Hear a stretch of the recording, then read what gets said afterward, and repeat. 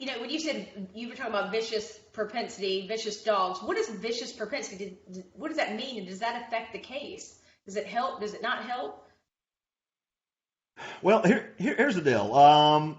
Some states have a one bite rule in in their jurisdiction or whatever, and that means you Right. really can't bring a case unless you can affirmatively show there was a vicious propensity of that particular animal.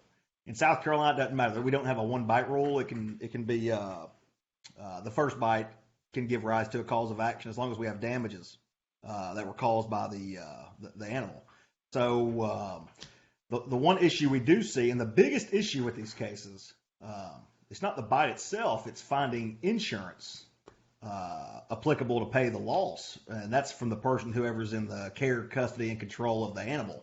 And so when we talk about vicious propensities, something we've been seeing lately are these exclusions in homeowners coverage, where for a vicious breed.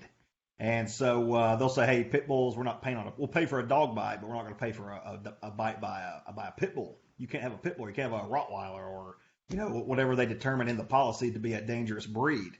Well, then we got to always see, well, is it a true pit bull? Is it a mutt of some sort? Is it some other kind of hybrid dog? And we get into those kind of scenarios and try to get the coverage for the injured person.